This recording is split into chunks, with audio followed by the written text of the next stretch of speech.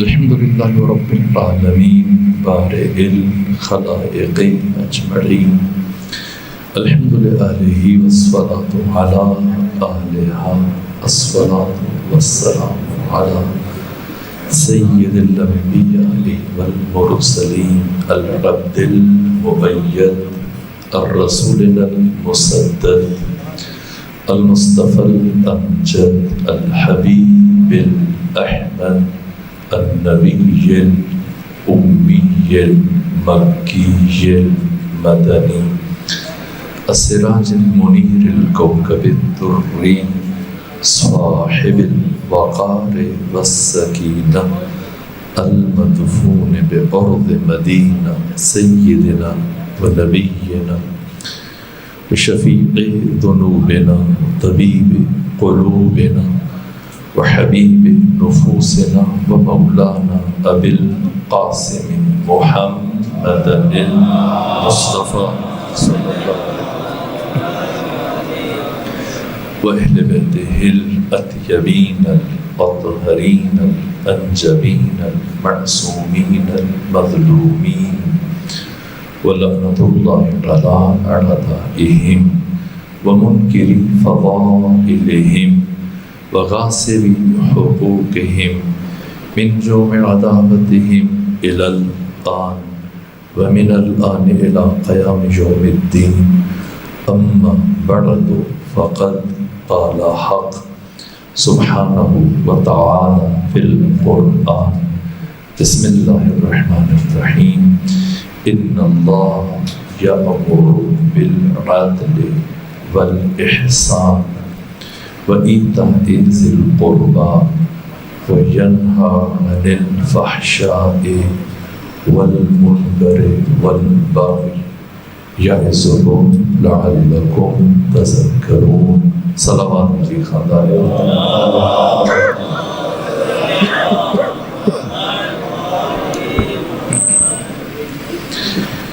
ایام شہادت امیر المومنین اور شب ضربت امیر المومنین اب مومنین کی خدمت میں تعزیت پیش کرتا ہوں۔ حضرت کی شہادت کے ایام کی مناسبت سے یہ سوچ رہا ہوں کہ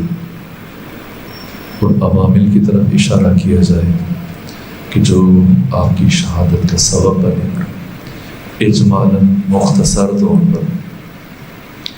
پیغمبر اکرم اسلام کی رحلت سے لے کر آپ کی خلافت اور بالخصوص آپ کی خلافت سے لے کے آپ کی شہادت تک کا یہ سفر اجمال سے بیان کیا جائے، پھر آپ کی حکومت کی جو امتیازی خصوصیات ہیں تاکہ پھر ان اسباب کو سمجھا جائے کیا سبب بنا کہ رؤوف ترین، کریم ترین، مہربان ترین ذات کو تاریخ اسلام میں پہلی مرتبہ، اس سے پہلے اصحاب شہید ہوئے، مسلمان شہید ہوئے، جنگوں میں شہید ہوئے، یوں حالت نماز میں، حالت سجدہ میں تاریخ اسلام کے پہلے شہید امیر المومنین وجہ شہادت کیا ہے، اس کو سمجھنے کے لیے پہلے مرحلے میں میں نے غدیر اور واقع غدیر اور فلسفہ غدیر کو بہت طول و تفصیل کے ساتھ، جزیات کے ساتھ آپ کے شعر میں بارہا بیان کیا، لیکن اس عظیم حقیقت کو نظر انداز کیا گیا، فراموش کیا گیا، در حالی کی غدیر ناقابل فراموش تھا۔ ایسی حقیقت جس انداز میں، جس اہتمام سے ختمی مرتبہ نے یہ اعلان کیا، بہرحال یہ مسلمانوں کے لیے، اصحاب کے لیے ناقابل فراموش حقیقت تھی۔ ایک سوال پیدا ہوتا ہے، 1.5 لاکھ صحابہ کرام جو اتنی عقیدت رکھتے تھے ختمی مرتبہ کے ساتھ کہ جب پیغمبر اسلام وضو کرتے تھے وہ وضو کا پانی محفوظ کر لیتے، پیغمبر کی نسبت مؤدب تھے یہ افراد، اتنی بڑی تعداد میں 1.5 لاکھ افراد کے سامنے اتنے اہتمام کے ساتھ، جیسے کہ امام پنجم فرماتے کہ تاریخ انسانی میں کوئی بھی اعلان مثل غدیر نہ ہوا نہ قیامت تک ہو سکے گا۔ سو کیوں کر غدیر کو بلایا گیا، کیوں کر غدیر کو فراموش کیا گیا؟ غدیر ناقابل فراموش حقیقت۔ کیا ہوا کہ ختمی مرتبت نے 18 ذی الحج کو یہ اعلان کیا میدان خم غدیر، 3 دن برابر بیعت کا سلسلہ جاری رہا، وہی میدان خم غدیر میں قیام رہا۔ 5 دن ختمی مرتبت کو واپسی سفر میں لگے، یہ 8 دن، اس کے بعد پھر 62 دن ختمی مرتبت کے مدینہ میں گزرے، تقریباً 2 مہینے۔ یہ 2 مہینے بہت خاص ہیں۔ غدیر سے روانگی کے بعد اس سارے سفر میں بہت سارے افراد فعال ہو گئے، متحرک ہو گئے، ٹولیوں کی شکل میں الگ الگ چلنے لگے۔ کچھ باتیں غدیر سے پہلے ایسی ہوئی تھیں، لوگوں کو مولا متقیان کے مزاج کا بخوبی اندازہ تھا۔ امیر المومنین علیہ الصلوۃ والسلام کی شخصیت ایک جانب رؤوف ترین اور کریم ترین اور مہربان ترین ذات، کائنات کی کریم ترین ذات امیر المومنین، اگر ان واقعات کو بیان کیا جائے تو گھنٹوں درکار ہے۔ ساری زندگی میں جود و عطا سے متعلق مستقل کتابیں، لیکن کچھ چیزوں میں امیر المومنین بہت زیادہ سخت تھے۔ آپ جانتے کہ غدیر کے موقع پر، اعلان غدیر سے پہلے جب پیغمبر حج کے لیے جا رہے تھے تو مولا متقیان خود مدینہ میں نہیں تھے، یمن میں تھے، اور یمن مولا متقیان کو خط لکھا پیغمبر اسلام نے کہ خود بھی آئیں اور جتنے افراد کو ساتھ لے کے آ سکتے لے کے آئیں۔ 12,000 افراد کو امیر المومنین یمن سے اپنے ہمراہ لے کے آئے، لیکن خود مکہ داخل ہونے سے پہلے ایک مقام پر اس کاروان کو روکا اور اپنے راہوار کو، گھوڑے کو سر پر دوڑاتے ہوئے پہنچے اور ختمی مرتبت سے مصافحہ کیا، معانقہ کیا، ملے، اور پھر خبر دی کہ ہم پہنچ چکے ہیں، پھر پلٹ کر دوبارہ پیغمبر اسلام کی شوق زیارت میں لشکر کو روک کر کئی کلومیٹر کا سفر امیر المومنین نے تنہا طے کیا، اور پیغمبر سے ملاقات کے بعد پھر پلٹ کر گئے۔ جب گئے تو آپ کے ساتھ جو صحابہ کرام تھے، بڑی تعداد میں افراد تھے، اہل یمن میں بھی تھے، لیکن وہ ٹیم جو آپ کے ساتھ مدینہ سے گئی تھی، جو افراد اس سفر میں، مولا متقیان نے دیکھا کہ انہوں نے نئے لباس پہنے ہوئے ہیں، ٹوپیاں پہنی ہوئی ہیں، یمنی حلے اور یمنی مفلر اور ردائیں، یمنی چادریں اور ٹوپیاں سر کے اوپر رکھی ہوئی۔ جب حضرت گئے تھے تو ایسا کچھ نہیں پہنا ہوا تھا انہوں نے،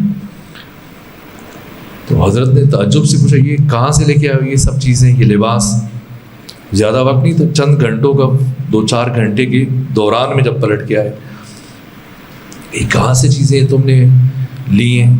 سب نے ٹوپیاں پہنی ہیں، مفلر پہنے ہوئے، رومال گردن میں حمائل کیے ہوئے ہیں، یہ ردائیں، چادریں یمنی، یہ قیمتی حلے۔ کہا علی یہ بیت المال میں جو کچھ یمن سے لے کے آئے تھے آپ، مال خدا اور مال امام، مال رسول، بیت المال، اس میں سے ہم نے اپنا اپنا حصہ اٹھا لیا، کیونکہ اب ظاہر ہے کہ مکہ سے ہمارے ساتھی، رشتہ دار، گھر کی خواتین، بچے، سب کے سب افراد حج پہ آئے ہوئے مدینہ سے۔ اچھا نہیں تھا کہ ہم میلے کچیلے پرانے کپڑوں میں اتنے عرصے سے جو ہم نے پہنے ہوئے ہیں سفر کی وجہ سے، ان میں سے پسینے کی ایک بدبو بھی آ رہی ہے، اور گرد اور خاک اور مٹی تھی ان پہ، تو اس لیے ہم نے کہا کہ اپنے رشتہ داروں سے ملیں گے، عزیزوں سے ملیں گے، اہل مدینہ سے ملیں گے، تو ہم ذرا آمادہ ہو جائیں، تیار ہو جائیں۔ تو جو مال یمن سے آیا تھا ہم نے اس میں سے پہلے اپنا حصہ لے لیا ہے، یہ ٹوپیاں، یہ مفلر، یہ چادریں، ردائیں اوڑھ لی۔ حضرت نے اتنی بھی اجازت نہیں دی کہ ان سے کہیں کہ اچھا یہ اتار دو، اب بس اتنا فرمایا کہ پیغمبر گرامی اسلام جب تک تقسیم نہ کرے اس سے پہلے میں کسی کو حق نہیں دیتا، اجازت نہیں کہ کوئی اپنی مرضی سے بیت المال میں اپنے ہاتھ صاف کرے خود سے۔ بے شک بعد میں پیغمبر اسلام یہ ساری چیزیں تمہیں دیں، لیکن ابھی تم حق نہیں رکھتے، یہ کہا، اور آگے بڑھ کر ان کے سروں سے، یہ بہت سخت بات ہوتی ہے، کسی کے سر سے آپ ٹوپی اچک لیں، مفلر کھینچ لیں، ردائے، غضبناک تھے امیر المومنین ان کی اس حرکت، اور سب سے چادریں لے لی، ٹوپیاں لے لی۔ یہ لوگ پہنچے کچھ دیر کے بعد پیغمبر اسلام سے، تو ان کے چہرے غصے سے سرخ تھے اور سب عجیب کیفیت تھی، ناراض دکھائی دے رہے تھے۔ پیغمبر اسلام سے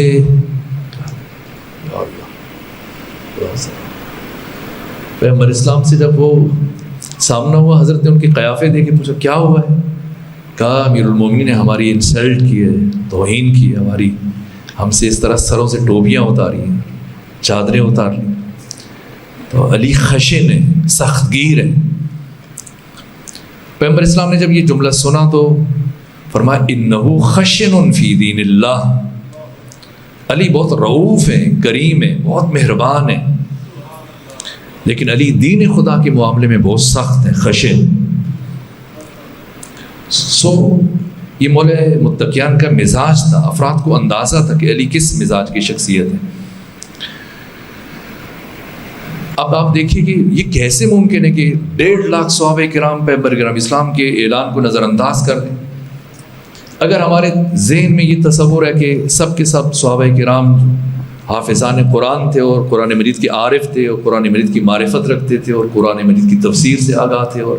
پیغمبر کی ساری تعلیمات کے حافظ تھے اور تمام احادیث ان کو یاد تھی، ایسا ہرگز نہیں تھا، یہ چند لوگ تھے۔ آپ دیکھیے کہ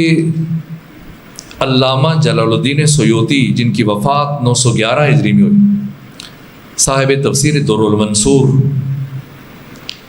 علوم قرآن پر مشتمل اپنی کتاب الاتقان میں تحریر کیا کہ پیغمبر اسلام کے صحابہ میں سے تمام اصحاب میں سے 10 اصحاب قرآن مجید کا علم رکھتے تھے، تفسیر قرآن جانتے تھے، اور ان 10 میں سے سر فہرست علی ابن ابی طالب تھے۔ اور پھر یہ کہا کہ باقی تمام لوگ جنہوں نے قرآن کے بارے میں پیغمبر سے کچھ سن رکھا تھا، اور یہ 10 افراد جو زیادہ جانتے تھے، یہ 9 افراد باقی، ان سب کا علم اگر جمع کیا جائے علی کے علم کی نسبت تو اس کی حیثیت وہی ہے جو سمندر کے سامنے قطرے کی حیثیت ہوتی ہے۔ لیکن بہرحال سب قرآن نہیں جانتے تھے۔ یہ روایت آپ نے سنی ہوگی، بارہا سنی ہوگی۔ ایک صحابی ہیں، بوڑھے صحابی ہیں، داڑھی سفید ہے، امام حسن امام حسین مسجد نبوی میں جب نماز کے لیے تشریف لائے تو دیکھا کہ پیغمبر اسلام کا بوڑھا صحابی وضو غلط طریقے سے انجام دے رہے۔ اس کا کیا مطلب ہے؟ اس کا یہ مطلب ہے کہ ممکن ایک صحابی بوڑھے ہیں، بزرگ ہیں، وہ دین کے ابتدائی مسائل چیزوں کو بس کلمہ پڑھ لیے، مسلمان ہیں، نماز بجائے خود عطا وضو میں اگر ان کو مشکل پیش آ رہی ہے اور وضو غلط کر رہے ہیں۔ یہ روایت سب نے بیان کی ہے۔ امام حسن امام حسین نے دیکھا، بچپن ہے، 5-6 سال عمر ہے، اب سوچا کہ کس طرح سے رسول اسلام کے اس بوڑھے صحابی کو ہدایت کریں، ان کی وضو کی اصلاح کریں۔ یہ جہاں امر بالمعروف واجب ہے، نہی از منکر واجب ہے،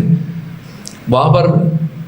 مولا متقیان کا یہ جملہ ہے کہ اے مسلمانوں، امر بالمعروف اور نہی از منکر کے اس فریضے کو ترک نہ کرنا، کہ اگر تم نے اس فریضے کو ترک کر دیا تو اللہ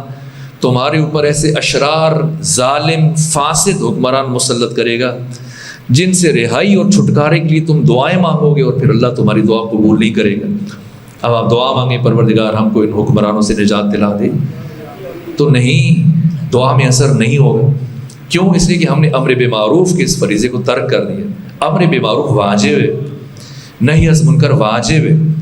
لیکن کس طرح سے امر بالمعروف کرنا ہے، کیسے نہی از منکر کرنا ہے، اس وجوب کے لیے پھر ایک سلیقہ چاہیے۔ وہ سلیقہ ائمہ دین نے بیان کیا۔ اب رسول اسلام کے بوڑھا صحابی وضو کر رہے ہیں لیکن غلط وضو کر رہا ہے۔ 2 بھائیوں نے دیکھا، اب براہ راست چل کے کہیں کہ آپ بس اوقات ہم لوگوں کے پاس کوئی آ جائے اور کوئی اعتراض کر لے یا کوئی سوال پوچھ لے تو بس اوقات ہم لوگ مولوی صاحبان آگے سے منفعل ہو جاتے ہیں، فوراً سے کہتے ہیں تمہیں تو غسل کا طریقہ نہیں پتہ، تم آ کے میرے ساتھ اس مسئلے میں بات کرتے ہو۔ لیکن نہ، امامت کا انداز الگ ہے۔ دونوں بھائی امام حسن امام حسین ایک دوسرے کی طرف دیکھا اور پھر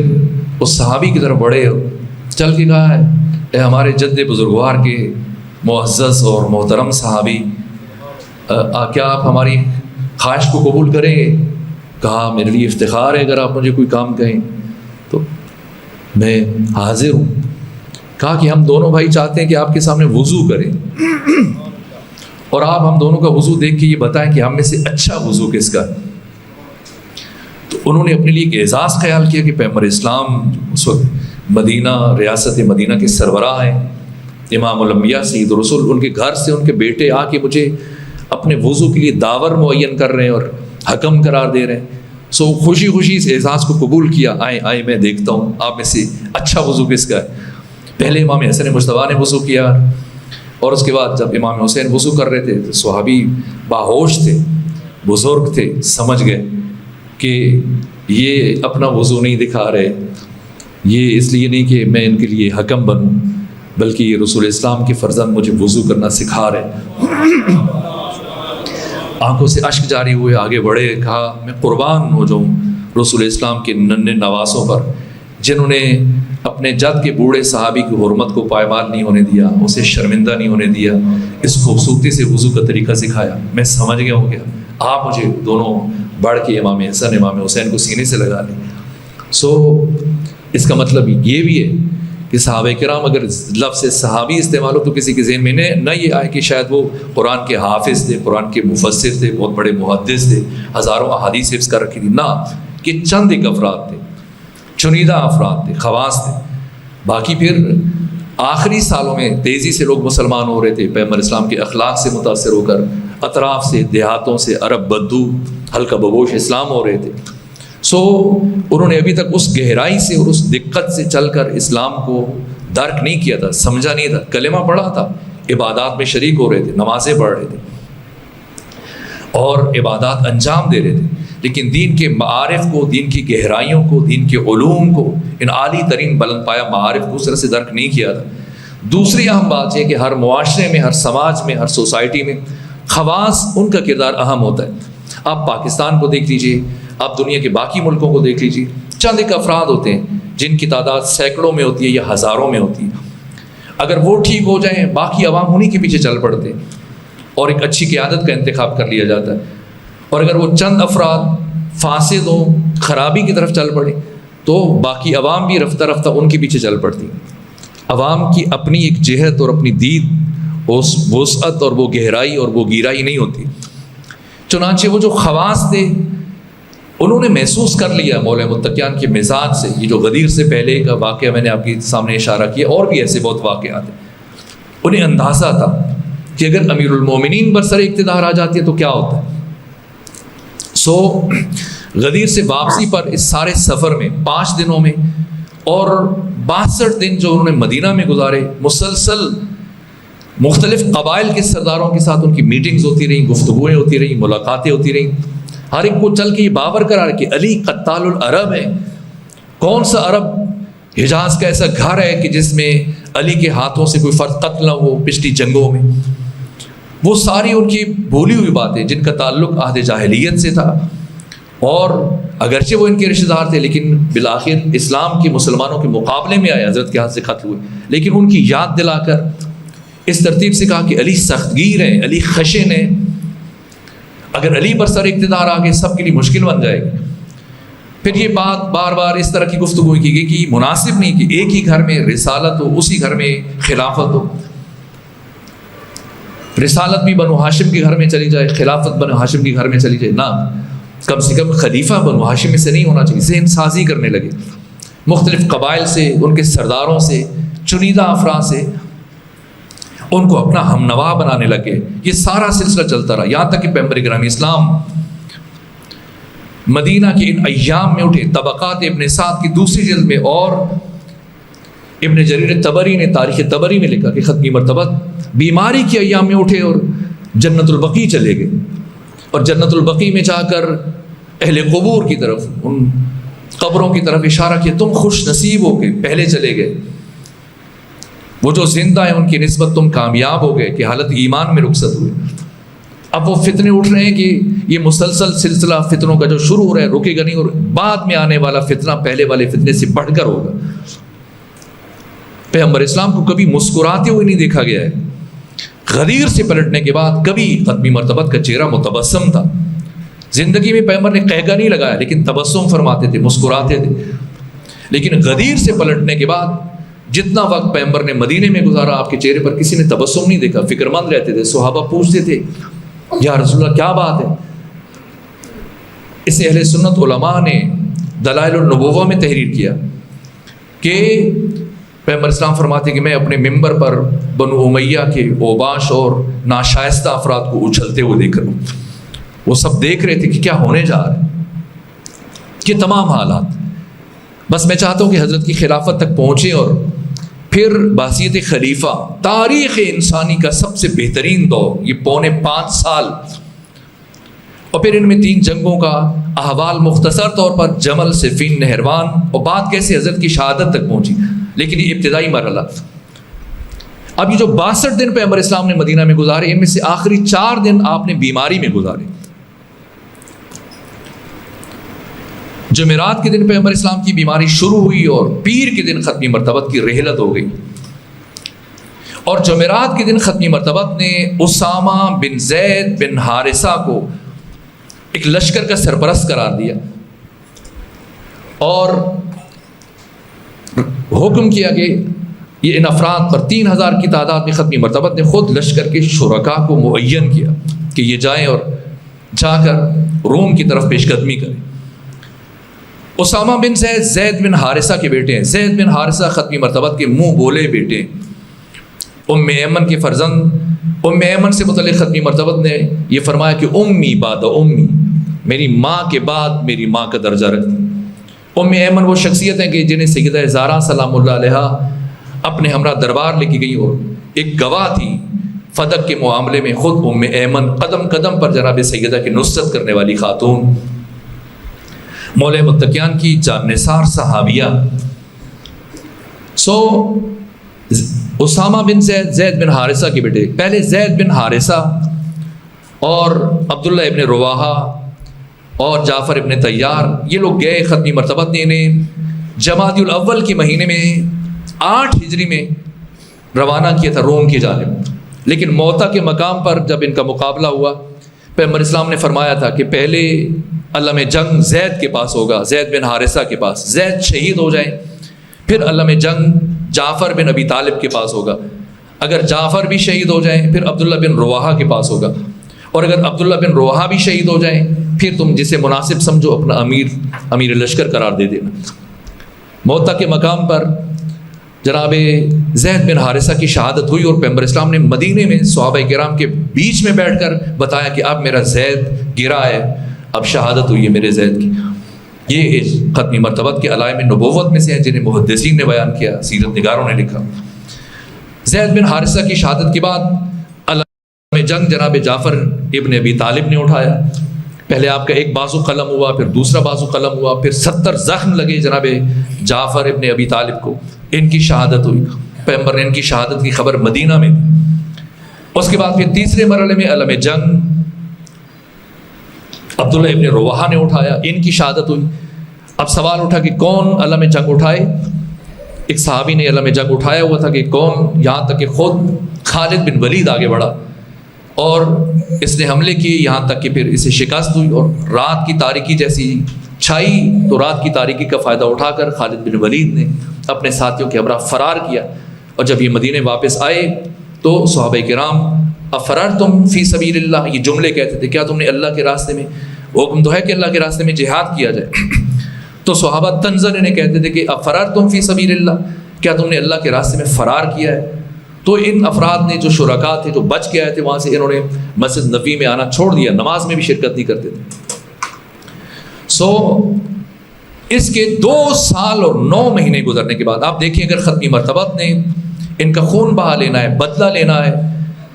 جنگ موتا کے شہداء کا، تو مہینے بعد افراد کو بھیج دیں، 2 مہینے بعد، سال کے بعد، 2 سال کے بعد نہیں۔ ختمی مرتبت نے خاص حکمت کے تحت اس مرحلے کو اپنی زندگی کے آخری ایام کے ساتھ روک کے رکھا، اور اپنی رحلت سے صرف 4 دن پہلے جمعرات کے دن اس لشکر کو تیار کیا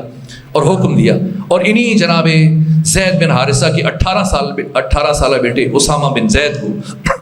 معین کیا کہ یہ جائیں گے، اور باقی پھر نام لے لے کر ایک ایک فرد کا، خلفائے ثلاثہ ان کو حکم دیا، سعد بن ابی وقاص کو حکم دیا، ان تمام افراد کو حکم دیا کہ یہ شخصاً، یعنی تمام مورخین نے وہ نام درج کیے جن سے متعلق ختمی مرتبت نے امر کیا کہ یہ افراد لازم ہے کہ شرکت کریں، جائیں۔ لیکن بیماری کے آثار ختمی مرتبت پر ظاہر ہو رہے تھے اور افراد محسوس کر رہے تھے، اسی لیے مدینہ سے 3 کلومیٹر کے فاصلے پر مقام جرف میں یہ کاروان رک گیا، اور پھر اسامہ بن زید آئے ختمی مرتبت کی عیادت کے لیے، یا رسول اللہ پتہ چلا ہے آپ علیل ہیں،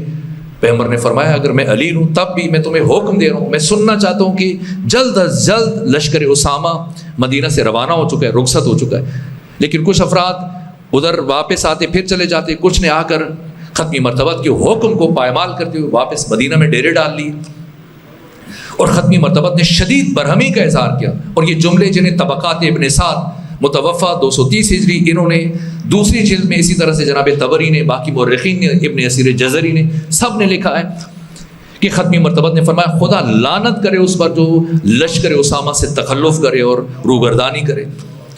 ان تمام تر تنبیہات کے باوجود، اس تہدید آمیز لہجے کے باوجود، ان سخت الفاظ کے باوجود، یہ افراد ٹس سے مس نہیں ہوئے اور لشکر اسامہ نہیں گیا۔ یہ حکم رسول کی کھلی ہوئی نافرمانی تھی اور آپ کے فرمان کو پاؤں تلے رون دیا گیا۔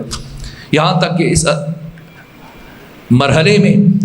کچھ افراد آ کر بدستور مدینے میں فعال ہو گئے، متحرک ہو گئے۔ یہ ایک پہلو۔ جیش اسامہ سے متعلق تفصیلات ہیں، لیکن پھر اب وقت نہیں ہے، میں چاہتا ہوں کہ حضرت کی حکومت کی طرف بڑھے۔ دوسرا مرحلہ، یہ واقعہ جمعرات کے دن پیش آیا۔ دوسرے مرحلے میں ختمی مرتبت نے پیر کے دن، جو آپ کی رحلت کا دن ہے، اس دن آپ نے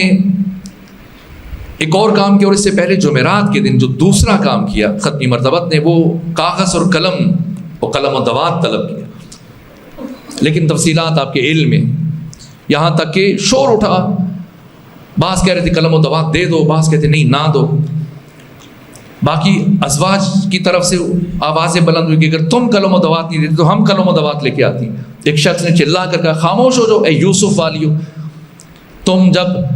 محمد مصطفیٰ بیمار ہوتے ہیں تو ان کے لیے ٹسوے بہانا شروع کر دیتی ہے، اور جب وہ ٹھیک ہو جاتے ہیں تو ان کی گردن پر سوار ہو جاتی ہو، خبردار کہ تم میں سے کوئی آگے بڑھا۔ اور جب ختمی مرتبت نے پھر قلم و دوات کا تقاضا کیا تو اتنی بڑی جسارت کہ جس کا میں ترجمہ نہیں کر سکتا، ان الرجل لیہجر، یہ سخت ترین الفاظ ختمی مرتبت کی شان میں گستاخی کی، جس کے بعد صاحب خلق عظیم پیغمبر اسلام کو یہ کہنا پڑا کہ قوموا عنی، اٹھ جاؤ میرے پاس سے۔ مگر کیا ختمی کہتے ہیں ہزیان ہو گیا، یہ بخاری میں لکھا گیا، مسلم میں لکھا گیا، ہزیان ہو گیا۔ کیا پیغمبر اسلام تلوار مانگ رہے تھے، پتھر مانگ رہے تھے کہ تمہارے سر پہ مار دیں گے، قلم و دوات مانگ رہے تھے؟ تم ختمی مرتبت کی دلجوئی کے لیے کم سے کم قلم و دوات دیتے تھے، لیکن نہ، یہ توہین۔ اور پھر تیسرا مرحلہ، پیر کی صبح میں جو ایک اہم واقعہ پیش آیا وہ امامت نماز کا معاملہ تھا۔ ختمی مرتبت کے پاس جناب بلال آذان دینے کے بعد حاضر ہوئے، یا رسول اللہ آئیے، صحابہ مسجد میں جمع ہیں، انتظار کر رہے ہیں، نماز پڑھائیے۔ فرمایا میری طبیعت ناساز ہے، کوئی اور نماز پڑھا دے۔ ایک خاتون نے فوراً سے یہ جملے سننے کے بعد کہا کہ اگر آپ اجازت دیں تو میں اپنے بابا سے کہہ دوں، اپنے باپ سے کہوں وہ نماز پڑھائیں۔ ایک دوسری خاتون آگے بڑھی، کہا یا رسول اللہ اگر اجازت دے تو میں اپنے باپ سے کہوں۔ پیغمبر اسلام نے تعجب سے فرمایا کیا وہ دو افراد ابھی تک مدینے میں اور لشکر اسامہ میں نہیں گئے؟ یہاں تک کہ کسی نے خبر دی کہ یا رسول اللہ آپ زحمت نہ کریں، فلاں شخص فلاں فرد وہ نماز کے لیے روانہ ہو چکے ہیں۔ کسی خاتون نے جلدی سے اپنے باپ کی طرف پیغام بھیجا اور وہ چل پڑے، جائے نماز پیغمبر اسلام تک پہنچے۔ یہ پیغمبر کی بیماری کا آخری دن تھا۔ جمعرات کو بیماری شروع ہوئی اور پیر کے دن آپ بہت علیل تھے اور اس کیفیت میں کہ آپ سے چلا نہیں جا رہا تھا۔ فضل بن عباس بن عبد المطلب بایاں ہاتھ ان کے کندھے پہ رکھا اور دایاں ہاتھ مولا متقیان کے کندھے پہ رکھا، اور پیغمبر گرامی اسلام اس حالت میں بخار کی وجہ سے آپ کی اتنی نقاہت اور کمزوری تھی کہ آپ کے پاؤں زمین پر ایسے خط کھینچ رہے تھے، اور آپ کا زور ان دو افراد کے کندھوں پہ تھا۔ اور جب پہنچے تو وہ فرد نماز شروع کرانے لگا تھا کہ حضرت نے اس کو کندھے سے پکڑ کے پیچھے ہٹایا اور خود نماز پڑھائی، خود نماز پڑھائی۔ یہاں پر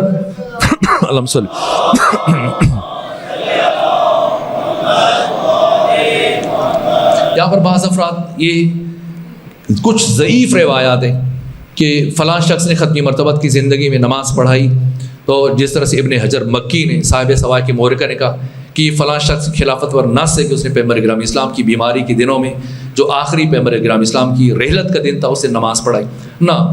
اب بخاری، مسلم، ترمذی، ابن ماجہ، ابو داؤد، سنن نسائی، باقی مسند امام احمد ابن حنبل، ان روایات کو جب جمع کریں تو اتنا شدید اختلاف ہے کہ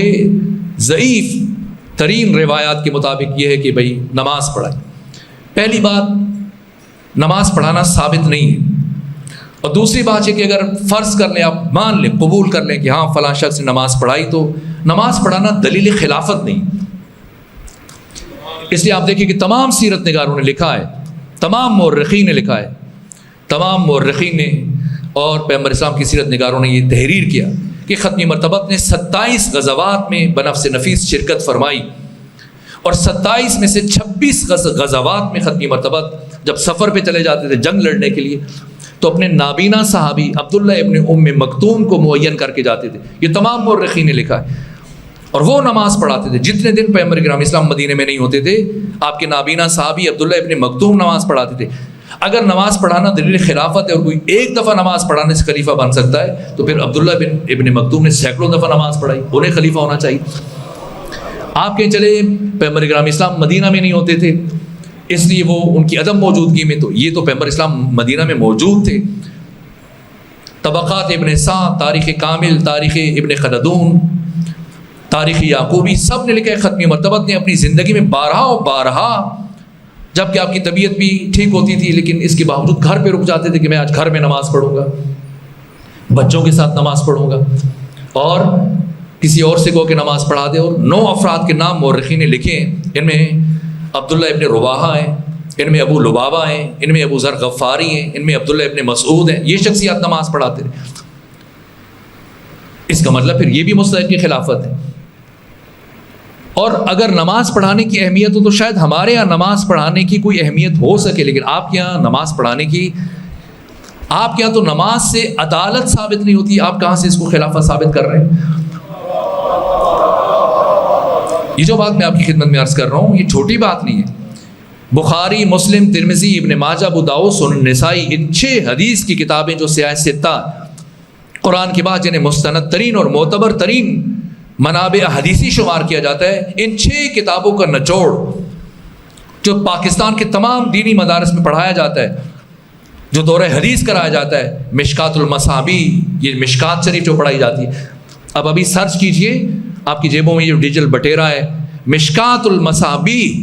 یہ مشکات شریف، اس کے صفحہ نمبر 100 پر ابو ہریرہ سے یہ حدیث نقل کی گئی ہے جو پاکستان کے ہر دینی مدرسے میں پڑھائی جاتی ہے کہ پیغمبر اسلام نے فرمایا کہ الصلاۃ واجبۃ علیکم خلف کل مسلم برا کان او فاسقا وان عمل الکبائر۔ یہ حدیث ہر دینی مدرسے میں پڑھائی جاتی ہے کہ پیغمبر اسلام نے فرمایا کہ الصلاۃ واجبۃ علیکم، نماز تم میں سے ہر فرد پر واجب ہے، خلف کل مسلم، ہر مسلمان کے پیچھے، اگر وہ امامت کے لیے کھڑے ہو، برن کان او فاسقا، چاہے وہ نیک ہے، چاہے وہ متقی ہے، چاہے وہ فاسق ہے، وَإِنْ عَمِلَ الْكَبَائِرِ، چاہے وہ گناہ کبیرہ کا مرتکب کیوں نہ ہو، بدکاری کرے، شراب پیے، چوری کرے، جھوٹ بولے، اس کے پیچھے آپ نماز پڑھ سکتے ہیں۔ اس سے تو نماز پڑھانے والے کی عدالت ثابت نہیں ہو رہی، آپ کہاں سے خلافت ثابت کرنے چلے؟ بہرحال یہ ایک مرحلہ، اور اس کے بعد پھر اس کے بعد کے بھی کچھ مراحل ہیں جو ختمی مرتبت نے انجام دیے، لیکن بہر طور پیر کے دن ختمی مرتبت کی رحلت ہوئی، اور مولا متقیان کو پیغمبر اسلام نے وصیتیں کی کہ آپ نے خود مجھے غسل دینا ہے، آپ نے خود مجھے کفن دینا ہے، اور آپ نے خود مجھے قبر میں اتارنا ہے۔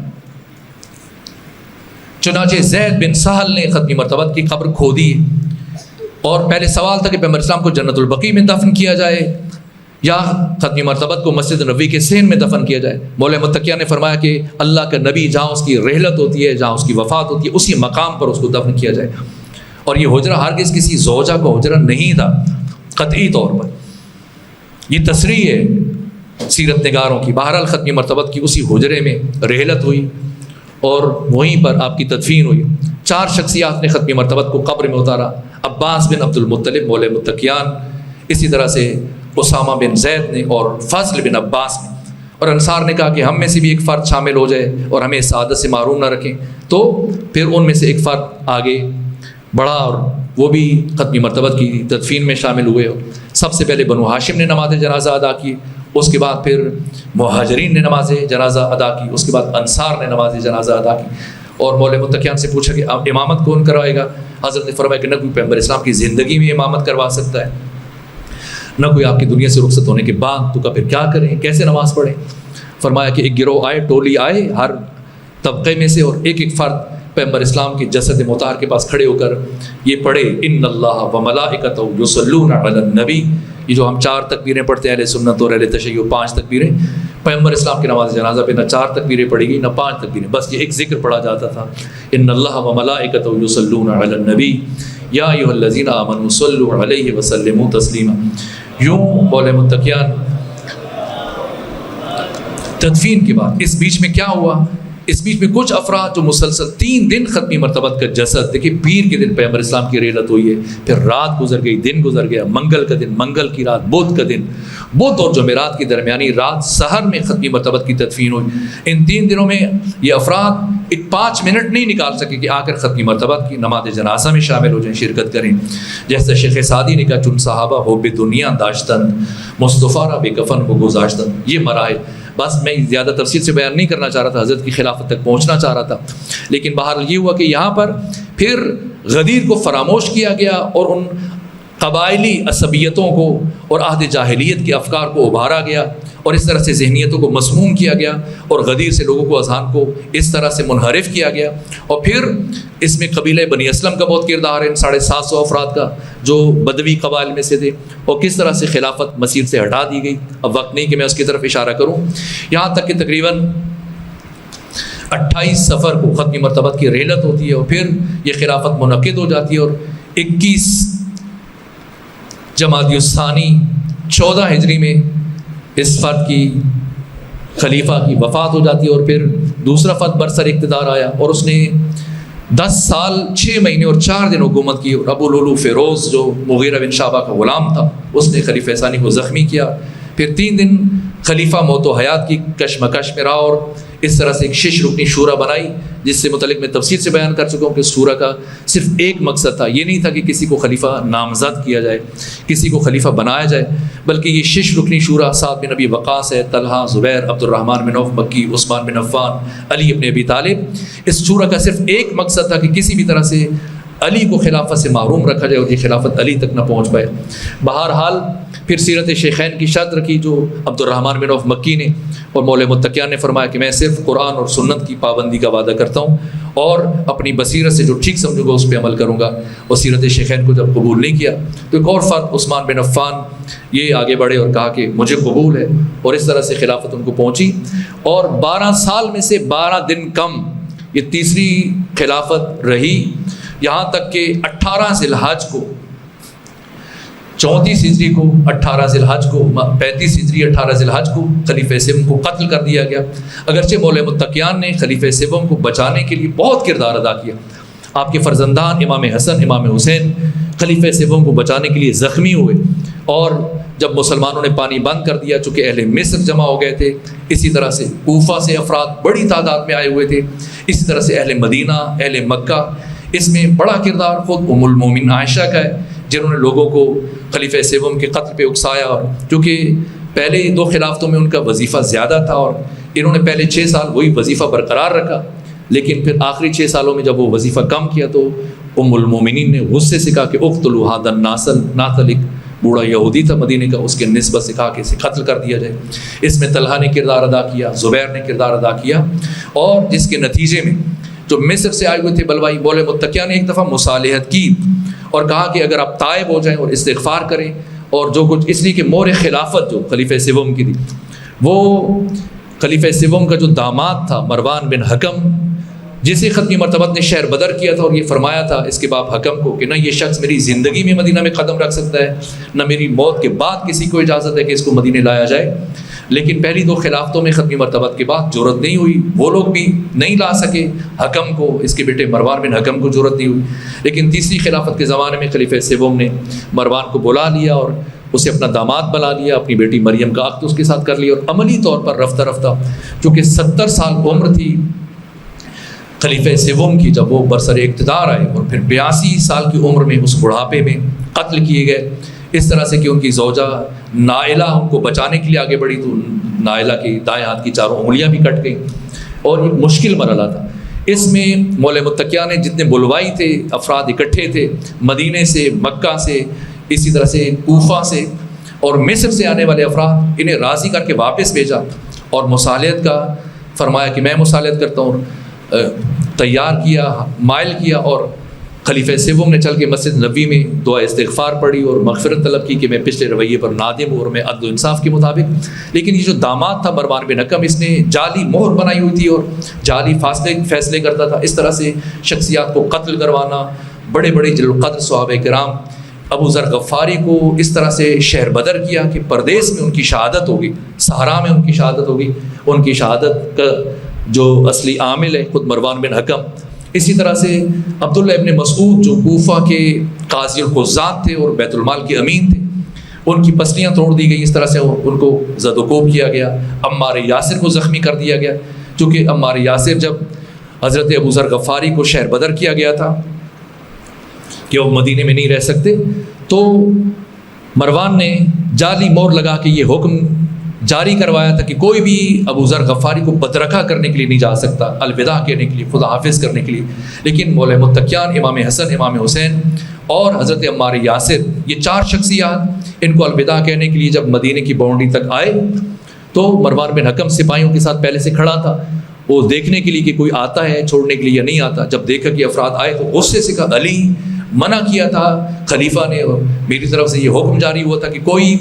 ابو ذر غفاری کو بدرکہ کرنے کے لیے نہ آئے، تو آپ کیوں آئے؟ مولا متقیان نے اس شخص کو لائق کی گفتگو نہیں سمجھا.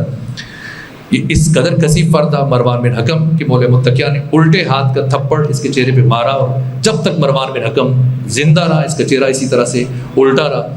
اس کیفیت کو جب یہ گھوڑے سے نیچے گرا تھا مولا متقیان کے الٹے ہاتھ کا تماچا کھا کے، تو عمار یاسر مسکرائے تھے. اس مسکراہٹ کا بدلہ جب جناب عمار یاسر مولا متقیان کی طرف سے پانی کی مشق لے کے گئے، جبکہ چاروں طرف سے خلیفہ عثمان بن عفان کا محاصرہ تھا، تو اس شقی فرد نے مروان بن حکم نے جناب عمار یاسر کو زمین پر گرایا اور اتنی لاتیں ماری کہ یہ زخمی ہوئے اور بعد میں آخر عمر تک تکلیف میں رہے. بہرحال یہ حالات 12 سال حکومت کی خلیفہ سوم نے، 12 دن کم اور 18 ذی الحج 35 ہجری کو انہیں قتل کر دیا گیا. ایک تفصیلات ہیں بہرحال. اور پھر 7 دن گزرنے کے بعد 7 دن مسلسل جو کوفہ سے افراد آئے ہوئے تھے ہزاروں کی تعداد میں، جو مکہ سے لوگ اکٹھے تھے، اسی طرح سے اہل مدینہ اور اہل مصر، پورے مدینے کی گلیاں بھری ہوئی تھیں، ہر طرف لوگ ہی لوگ تھے. اور مسلسل اب یہ سوال کہ ایک خلیفہ قتل ہو گیا اور وہ افراد اتنے غصے میں تھے کہ خلیفہ کو دفن کرنے کی اجازت نہیں دے رہے تھے. اس طرح سے برابر 3 دن خلیفہ کی لاش کو مدینے کی گلیوں میں گھسیٹتے رہے اور کسی نے جنت البقیع میں دفن نہیں ہونے دیا، یہودیوں کے قبرستان میں دفن کیا گیا. اتنی نفرت پائی جاتی تھی. اور محرک جو افراد تھے بنیادی طور پر کن کن افراد کا کردار تھا میں نے اشارتاً بیان کر دیا تھا. اور اب اگلا مسئلہ یہ تھا کہ کون خلیفہ بنے، کسے خلیفہ منتخب کیا جائے. تو پہلے ہی دن 18 ذی الحج کو 35 ہجری یہ لوگ مولا متقیان کی طرف بڑھے ہزاروں کی تعداد میں، لیکن حضرت نے رد کیا. دوسرے دن، تیسرے دن برابر اصرار بڑھتا چلا گیا، یہاں تک کہ مسلسل کے لوگ مولا متقیان کے گھر کے باہر بیٹھ گئے اور اتنا اصرار بڑھا کہ حضرت کی عبا پھٹ گئی. اتنا ہجوم تھا. امام حسن، امام حسین زخمی ہو گئے. مسلسل لوگوں کا اصرار تھا، یہاں تک کہ حضرت نے پھر مشروط طور پر خلافت کو قبول کیا اور فرمایا کہ خطبہ شکشکی ہے تو تیسرا خطبہ نہج البلاغہ کا، اس میں فرمایا کہ اما واللہ لقد تقمص ابن ابی قحافہ وانه لا يعلم ان محلی منها محل القطب من الرحا ينحدر عن السیل ولا يرقى الی الطیر. یہ ساری تفصیلیں بیان کرتے کے بعد فرمایا کہ لولا حضور الحاضر وقیام الحجہ بوجود الناصر، اگر اتنی بڑی تعداد میں ہزاروں لوگ علی کے دروازے پر اکٹھے نہ ہو گئے ہوتے اور اللہ نے علماء سے یہ عہد نہ لیا ہوتا، اللہ یقار والا قزت ظالم والا سغب مظلوم، کہ وہ ظالم کی شکم سیری پر اور مظلوم کی گرسنگی پر، بھوک پر چپ نہیں بیٹھیں گے، تو میں خلافت کے ساتھ وہی سلوک کرتا جو پچھلے 25 سالوں سے کر رہا ہوں. یہاں تک کہ پھر مشروط طور پر حضرت نے کہا اگر تم چاہتے ہو کہ میں تمہاری ذمہ داری سنبھالوں تو پھر میری شرط ہے واللہ لو وجدتہ قد تزوج به النساء ملک بالامام لرددت. یہاں تک کہ 25 ذی الحج جمعے کے دن مولا متقیان کی باقاعدہ طور پر بیعت کی گئی اور بیعت کرنے والوں میں سب سے پہلے طلحہ بن عوام اور اسی طرح سے زبیر نے بیعت کی. اور طلحہ کا ایک ہاتھ دائنا ہاتھ چونکہ جنگ احد میں کٹ گیا تھا تو اب اس نے بائیں ہاتھ سے مولا متقیان کی بیعت کی. تو اس میں سعید بن زبیب نے جب یہ دیکھا تو کہا کہ ایک اس طرح سے ایک ایسے فرد کے ہاتھ سے جب بیعت ہو تو مجھے نہیں لگتا کہ بیعت پائے تکمیل تک پہنچے. بہرحال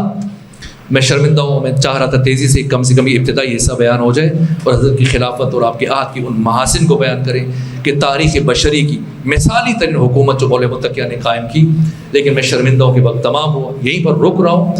بس ایک جملہ، یہاں جب حضرت کی بیعت چل رہی تھی مسلسل اصحاب بدر نے آپ کی بیعت کی سب سے پہلے مرحلے میں، اور انہوں سے کوئی نہ بچا، کچھ افراد نے بیعت نہیں کی، ایک حسان بن ثابت نے مولوی متقیان کی بیعت نہیں کی، درحالی کہ حسان بن ثابت وہ شخص ہے کہ میدان قوم غدیر میں جب ختمی مرتبت نے مولوی متقیان کی ولایت کا اعلان کیا تو اس نے پیغمبر، اتنے فی البدی شاعر تھا، اس نے پیغمبر اکرام اسلام کا ایک خطبہ غدیر منظوم کلام میں وہی کھڑے ہو کر پیغمبر سے اجازت لے کر اس کو دہرایا اشعار کی شکل میں، علی کی ولایت کو بیان کیا، معصومین کی ولایت کو بیان کیا۔ تو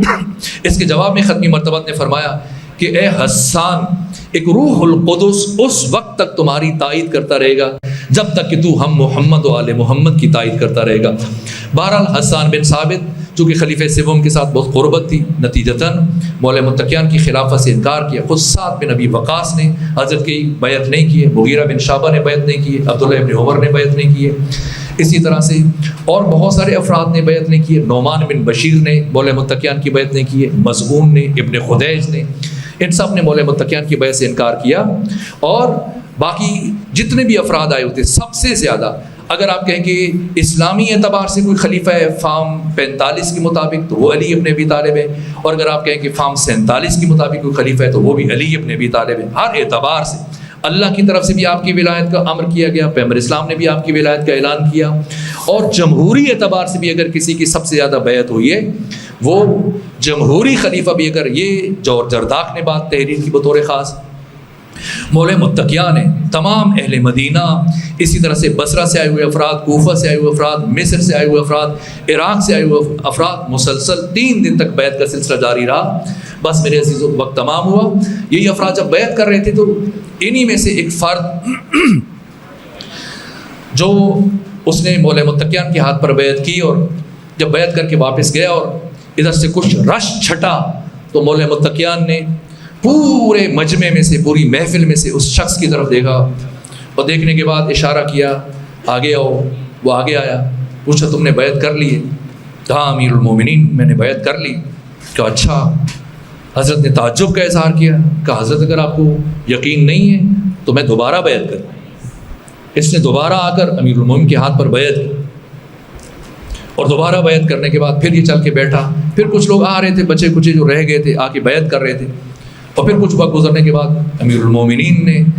سہوارہ اس کی طرف دیکھا۔ جب تیسری مرتبہ دیکھا اس نے حضرت کو بغور اپنے جانب دیکھا تھا۔ کہا امیر المومنین آپ مجھ سے کچھ کہنا چاہتے ہیں؟ کہا نہیں، میں تم سے پوچھنا چاہ رہا ہوں کیا تم نے واقعاً میری بیعت کر لی؟ اس شخص نے کہا کہ امیر المومنین آپ مجھے لوگوں کے سامنے رسوا کرنا چاہ رہے ہیں، میں 2 دفعہ آپ کی بیعت کر چکا ہوں، کہیں تو میں تیسری دفعہ بھی آپ کی بیعت کرنے کے لیے تیار ہوں۔ حضرت نے فرمایا نہ، میں اس لیے کہہ رہا ہوں کہ جب مجھے عالم زر میں میرے چاہنے والے اور میرے محبوں سے روشناس کروایا گیا تھا تو ان میں تمہارا چہرہ شامل نہیں تھا، تمہارا چہرہ نامانوس ہے۔ یہ کون فرد ہے؟ اس فرد کا نام عبد الرحمن ابن ملجم مرادی تھا۔ میرے عزیزو آج شب ضربت ہے، اور کل کی سحر مولوی متقیان کو مسجد کوفہ میں محراب عبادت میں حالت سجدہ میں اس شخص نے اس طرح سے، جب سے ماہ مبارک رمضان شروع ہوا، یہ 40 ہجری کا ماہ مبارک رمضان، تو کبھی امام حسن سے فرماتے کہ کتنے دن باقی ہیں عید سے، اور کبھی امام حسین سے پوچھتے بیٹا حسین کتنے دن باقی رہ گئے، اور پھر فرماتے کہ نہ میں نے زندگی میں کبھی جھوٹ بولا، نہ مجھ سے کبھی جھوٹ بولا گیا، مجھے یہ بتایا گیا کہ اسی مہینے میں میری داڑھی میرے خون سے رنگین ہو جائے۔ آپ کے مخصوص اصحاب، آپ کے جان نثار ساتھی، آپ کے فرزندان مسلسل یہ سن رہے تھے، یہاں تک کہ آپ کے علم میں ہے کہ آج کی شب امیر المومنین نے اپنی چھوٹی بیٹی کے گھر روزہ افطار کیا، اور پھر انہی کے رات قیام کیا، اور کبھی رات میں آپ حجرے کے اندر عبادت کرتے، کبھی تلاوت میں مصروف ہوتے، اور کبھی گھر کے صحن میں تشریف لے آتے اور آسمان کی طرف نگاہ اٹھا کے دیکھتے۔ ایک مرتبہ آپ کی دختر گرامی زینب صغریٰ جناب ام کلثوم گھبرا کر پوچھتی ہیں بابا جان میں نے ساری زندگی کبھی آپ کی ایسی حالت نہیں دیکھی جو آج دیکھ رہی ہوں، کیا بات ہے؟ کہ بیٹی آپ اپنے بابا کو جانتی ہیں، تمہارا باپ زندگی میں بڑے بڑے جنگجوؤں کے اور سورماؤں اور بہادروں کے مقابلے میں گیا لیکن کبھی میری پیشانی پر شکر نہیں آئی، لیکن آج تمہارا بابا علی اس رب الارباب احکم الحاکمین کی بارگاہ میں جانے جا رہا ہے۔ بس میرے عزیزو، اس کے بعد حضرت دوبارہ حجرے میں تشریف لے گئے، سورہ مریم کی تلاوت کی، سورہ دخان کی تلاوت کی، سورہ العنکبوت کی تلاوت کی، پھر کبھی باہر تشریف لاتے ہیں، پھر نماز میں مشغول ہو جاتے ہیں، یہاں تک کہ حضرت اپنی بیٹی کے حجرے میں مشغول تلاوت تھے کہ آپ نے گھر کے باہر تلواروں کی جھنکار کی آواز سنی، اور جیسی تلواروں کی آواز سنی تو حضرت گھر سے باہر تشریف لائے، اور جب دیکھا تو جناب حذیفہ یمانی اپنے قبیلے کی 40 جوانوں کے ساتھ اپنے ہاتھ میں ننگی تلواریں لیے ہوئے اس طرح سے گھر کا دفاع کر رہے ہیں۔ حضرت نے فرمایا کہ حذیفہ کیوں تم نے علی کے گھر کا محاصرہ کر رکھا ہے؟ یہ سننا تھا کہ جناب حذیفہ پھوٹ پھوٹ کر رونے لگ گئے۔ کہا امیر المومنین، جب سے ماہ رمضان شروع ہوا کئی مرتبہ آپ کی زبان سے ہم یہ جملہ برابر سن چکے ہیں کہ ممکن ہے کسی ماہ مبارک رمضان میں میری داڑھی میرے خون سے رنگین ہو جائے، حیف ایسی زندگی پر کہ ہم زندہ رہ جائیں اور ہمارے مولا و آقا کو شہید کر دیا جائے۔ چنانچہ میں نے اپنے قبیلے کے جوانوں کے ساتھ مل کر یہ طے کیا کہ اب ماہ مبارک رمضان کے جتنے بھی دن باقی ہیں ان تمام دنوں میں ہم آپ کی محافظت اور آپ کی حفاظت کا فریضہ سر انجام دیں، اس لیے اب ہم آپ کو اکیلا نہیں چھوڑیں گے۔ یہ سننا تھا۔ ایک مرتبہ مولا متقیان نے حذیفہ یمان کے چہرے کی طرف دیکھا اور فرمایا حذیفہ میں کون ہوں؟ کہا میرے امام ہیں، آپ ولی خدا ہیں، آپ مفترض الطاعہ ہیں، آپ کی اطاعت کو اللہ نے ہم سب پر واجب قرار دیا۔ فرمایا حذیفہ میں تمہیں حکم دیتا ہوں جاؤ اپنے گھروں کو واپس چلے جاؤ، اپنے ساتھیوں کو، ان جوانوں کو، قبیلے کے افراد کو لے کر اپنے گھروں کی طرف جاؤ۔ یہ سب چل پڑے اور حذیفہ روایت کرتے ہیں کہ میں پلٹ پلٹ کر مسلسل علی کے چہرے کی طرف دیکھ رہا تھا اور دعا کر رہا تھا پروردگار کہ یہ وہ رات نہ ہو کہ اس رات میرے آقا میرے مولا کی شہادت نہ ہو جائے۔ یہاں تک کہ جناب حذیفہ اپنے گھر پہنچے، اور جب گھر پہنچے تو ان کی زوجہ نے سوال کیا کہ آپ تو مولا متقیان کی حفاظت کے لیے گئے تھے، کیوں واپس آ گئے؟ کہا مولا متقیان نے ہمیں امر جاری فرمایا اس لیے مجبوراً ہم واپس آ گئے، کہ اگر آج کی رات میں ہمارے مولا و آقا امیر المومنین کو کوئی گزن پہنچا، نقصان پہنچا تو قیامت کے دن سیدہ زہرا کو کیا منہ دکھاؤ گے؟ پیغمبر گرامی اسلام کو کیا منہ دکھاؤ گے؟ کہا میرے مولا ہمارے امام قاتل مرحب ہے، قاتل انتر ہیں، قاتل عمر ابن عبدوبات ہیں، کسی میں جرت نہیں ہے کہ وہ ان کا مقابلہ کر سکے، انہیں نقصان پہنچا سکیں۔ بس میرے عزیزو میں تفصیلی مسائل کل عرض کروں گا، پرسوں بھی عرض کروں گا، وقت ختم ہو رہا ہے۔ بھائی ایک جملہ، اس کے بعد جناب حذیفہ نے اپنی تلوار کو آویزاں کیا اور خود کچھ دیر استراحت کے لیے تکیے پر سر رکھ کر لیٹ گئے، اور دعائیں پڑھتے ہوئے جب لیٹے تو ان کی آنکھ لگی، اور جب آنکھ کھلی تو یہ منظر تھا کہ ان کی زوجہ ان کے شانوں کو ہلا رہی تھی، کندھوں کو جھنجھوڑ رہی تھی۔ حذیفہ اٹھو، مسجد کوفہ سے کچھ آوازیں بلند ہو رہی۔ اب جب حذیفہ اٹھے تو کیا منظر دیکھا کہ مسجد کوفہ سے آوازیں بلند ہو رہی ہیں اور مسجد کوفہ کے منارے ٹکرا رہے ہیں، اور ہاتف غیبی یہ ندا دے رہا ہے تہدمت واللہ ارکان الہدی الا قد قتل علی المرتضیٰ۔ جناب حذیفہ دوڑے دوڑے ننگے پاؤں مسجد نبوی میں پہنچے، اور کیا دیکھا کہ جس طرح سے آپ قرآن کو تلاوت کے لیے کھولتے ہیں، مولا متقیان کا سر شگافتہ ہے، اور مولا متقیان کا سر امام حسن مجتبیٰ کی گود میں۔ ایسے میں عبد الرحمن ابن ملجم مرادی جو موقع سے فرار کر گیا تھا، بھاگ گیا تھا، اسے رسیوں میں جکڑ کر لایا گیا مولا متقیان کے سامنے۔ جب بٹھایا گیا تو اب اسے بولا نہیں جا رہا تھا، موت کے خوف سے اس کی لعاب خشک ہو گیا تھا، اس کی زبان خشک ہو گئی تھی۔ وہ شربت مولا متقیان کے لیے